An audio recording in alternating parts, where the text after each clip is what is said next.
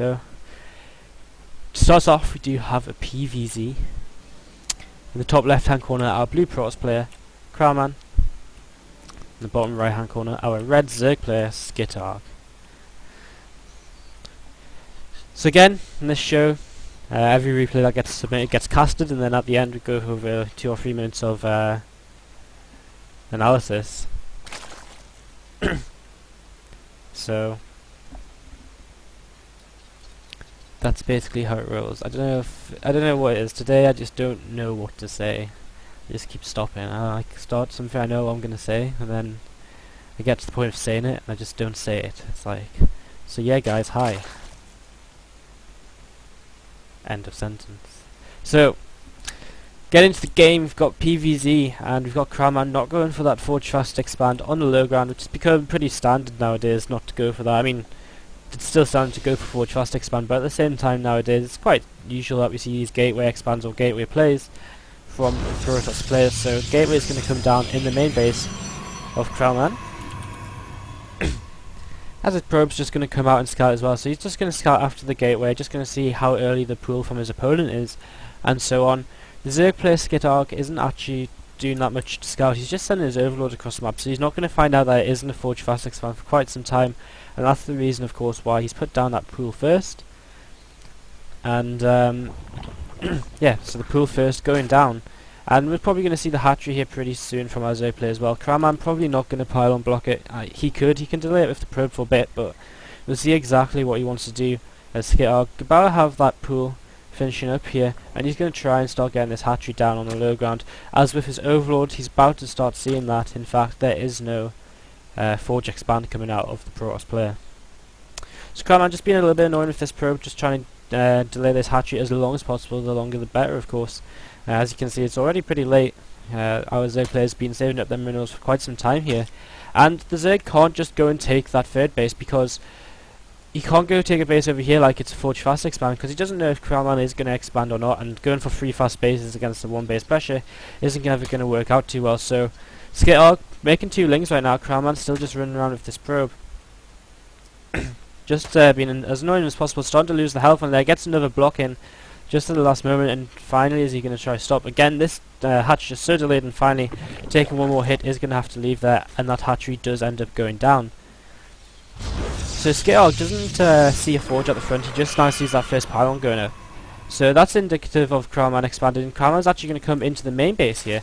He's going to probably be able to check for the gases, but the Queen is actually going to deflect that before then. So Krallman not going to see the gases, and SkitArg very interestingly decided not to take his gas, even though this is a gateway expand. In fact, going straight for that third hatchery, which is very risky, considering that Krallman didn't go for that Forge Fast Expand. There's nothing to say Krallman will definitely expand here just because he put a power on the low ground, but there is the Nexus.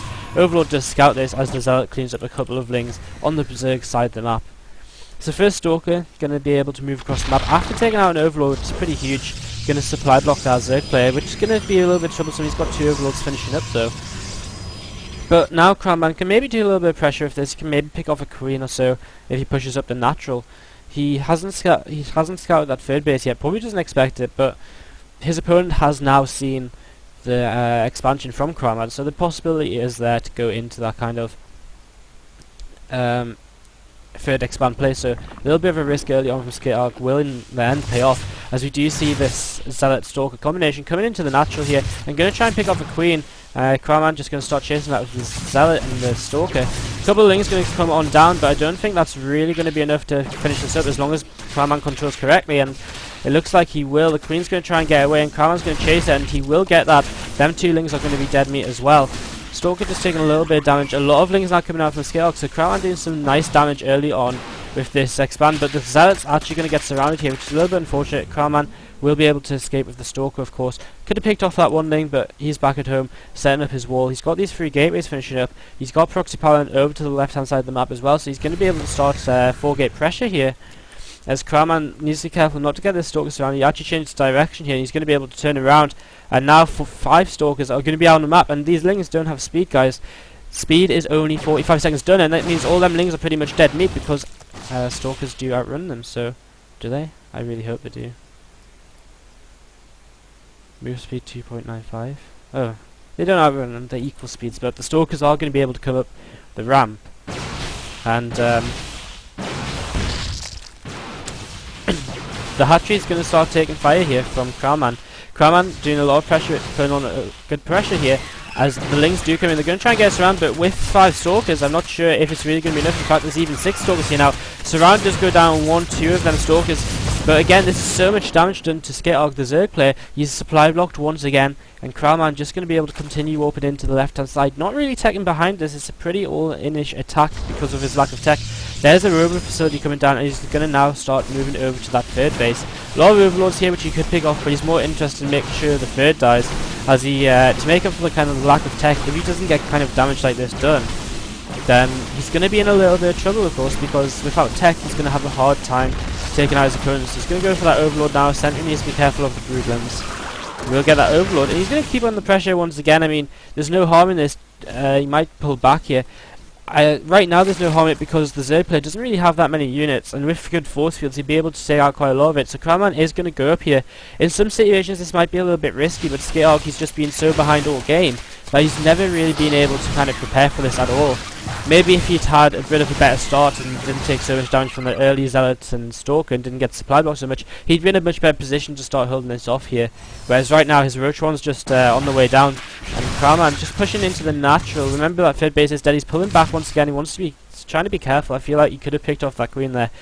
These Lings at the front, these Lings in the natural even, can do quite a lot of damage. Remember the upgrades are 0-0 for Krallman. He didn't get a forge this game, so he doesn't have that +1 that you usually see with the kind of gateway timings, so that is something to take into consideration. Here's Krallman's going to once again come up the ramp. He's a little bit supply blocked, but he's just going to start the pressure. Spankle's on the way down. A lot of Lings going to try and come in, but deciding against it at the last moment. There's a lot of Zealots in the back here for Krallman. I feel like if you can engage them, the Lings with them Zealots, he's going to be in a fine position as he's going for a Warp Prism. He's got a Robotics bait up as well. He's made one mortal. Roaches are on the way, so Krallman doesn't quite know that yet, but he's just going to back off for now. Feels like he's done enough. He feels like he's forced enough units, forced enough spine calls from his opponent. And in all honesty, yes, he has. He's 11 workers ahead, so he can just go home now, more or less just doing all in, because if the Zerg player doesn't drone up, he's going to be in a lot of trouble. So Krallman getting that Robo Bay up as well as the Forge, which probably means he's going to go for some form of aggression of 2 bases, as the Warp Prism is going to move over to the right hand side of the map and start doing some aggression.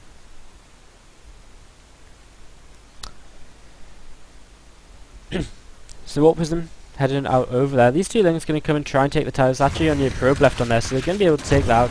Zerg finally getting some map control back, going to try and do some pressure, make something happen with these Lings, see what he can get done with them. So he's going to head them off to the Protoss base, but I'd be surprised if he can really get that much done, because again Krallman's got force fields. There's that one gap in the wall, and in general his army's just way too powerful for the Zerg to consider taking on here. As his first Colossus is on the way as well, not getting extended thermal lance quite yet, but the Zerglings are all out of position now, as we do see the warp in coming into the main base. Roachron's going to get targeted immediately, and the Lings are going to start streaming through here, but the force field goes down after letting only a few in, and now actually trapping a lot of them Lings in the wall, and SkitArg just GG's out. So Krallman playing a pretty nice CVP. Not too much to say on it really. I mean, the Zerg played pretty badly, as you can see. The Zerg played pretty badly. Krallman in general just continued to punish that. The main things to point out was when he was pressuring, he was able to pressure because of how much damage SkitArg took so early on. Wouldn't be able to maybe do that in every single game, so just needs to be a bit more careful maybe if he doesn't get so much damage done earlier.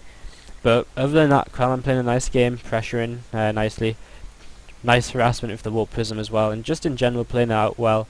No need to kind of continue taking expansions after that point that was there. So we're going to take a little quick break before we head into our next game, so stay with us. This is Improvement episode number 2. I'm Wardí, and we will be back just after a quick little musical break.